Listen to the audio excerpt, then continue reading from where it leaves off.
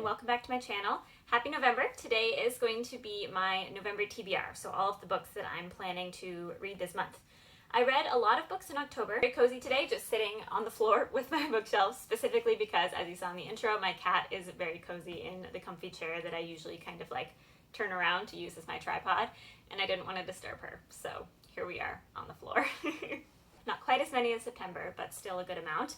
However, it was all kind of random. Like, I read a bunch of things just like on a whim or because my library hold came in, and I didn't get to a lot of the books that I was hoping to read in October. Some, but not all. So I made a list that I'm really excited about this month in the hopes that I'll actually be able to get through it all. And I just filmed this video once and realized I wasn't in frame properly. But while I was talking about all these books the first time, I realized how excited I am about every single one of them and about this list as a whole. So I think it's going to be a great reading month. November is actually my birthday month, so I've got some of my favorite books on here to do a reread of, the things that I'm the most excited about, and, you know, just some not birthday themed things, but things that felt right for me to read in my birthday month. There are two books on my list that I don't actually have yet, but I will soon.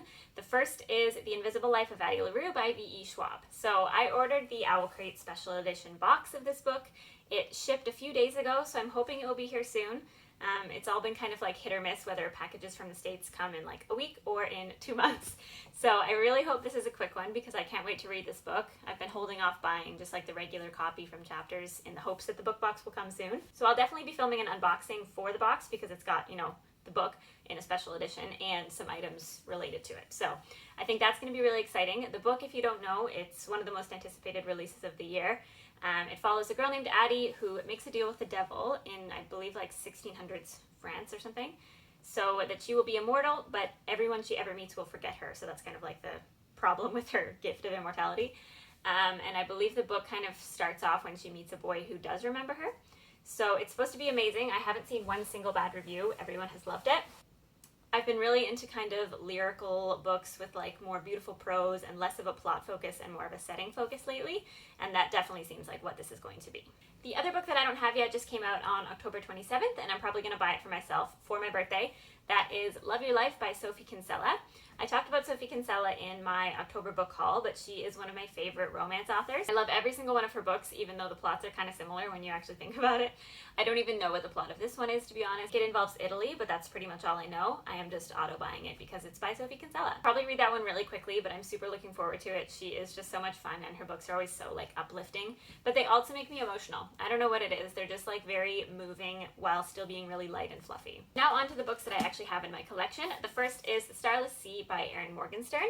This kind of goes along with what I was saying about the lyrical prose that I've been into lately. So this is supposed to be kind of the same thing. There's like a very slow moving plot. I have no idea what the plot is. I tried to read the description before I filmed this and I was like, too long, confusing. So I think I'm just going to go into this not really knowing what it's about. I think there's a library involved, so that's all I needed. I actually got this for $10 on Facebook Marketplace, which is a great find. It's like a beautiful, perfect condition hardcover, and the inside is stunning. I didn't know this until just now when I looked, but it's beautiful. This is definitely a little bit of a longer book, but I am very much looking forward to getting through it. Another quick read on my list is Hollow City by Ransom. This is the second book in the Miss Peregrine's Peculiar Children series, the first book being Miss Peregrine's Home for Peculiar Children. This is kind of more of a middle grade. I find that they read a little bit young, but they are pretty fun to read on like a nice cozy night in. They are based on found photos. I'm just trying to find one here. That's not a good one. So the author basically made the story up around these kind of vaguely creepy photos. So they're all flipped through here. That's not a very good one. But it follows magical children, time travel kind of, and they're pretty cool. So there is also a movie of the first one, which I remember quite enjoying and I would like to rewatch. And yeah, these aren't like my favorite books of all time, but I do like them and I want to get through the whole series, which I've never finished. So book 2 is on the list for this month. Another spooky series I would like to start on is The Diviners by Libba Bray. I talked about Libba Bray in my underrated series that I love video. She wrote the Gemma Doyle trilogy, which I talked about there. But this is the first book in The Diviners. I believe it's a quartet. The last book just came out this year, so I'm starting it at the perfect time. This follows a girl named Evie who is shipped off to New York City in the 20s. She has magical powers of some sort, and there's a murder mystery. So it ticks all the fall boxes, like a lot of the books I've been reading have. and it gets really good reviews. This is loved by like a lot of the people whose recommendations I really trust. I do have the second book on my shelf as well, but I'm just putting the first book on my list for the month, and we'll see if I can get to any other ones. Now I have 2 books that I received in book boxes this month, or last month I guess, and that is Legendborn by Tracey Deonn and Things That Should Stay Buried by Casey L. Bond. So I talked about this one in my October book haul. It came in a fake crate, and it is about a world where the Zodiac characters are real. I am very into astrology, as I mentioned before, and November is my birthday month, so I thought, why not read like a Scorpio season book in Scorpio season, right? As for Legendborn, this follows a girl named Bray whose mother dies, and she goes to a college prep program at, I believe, UNC Chapel Hill, which I don't know anything about.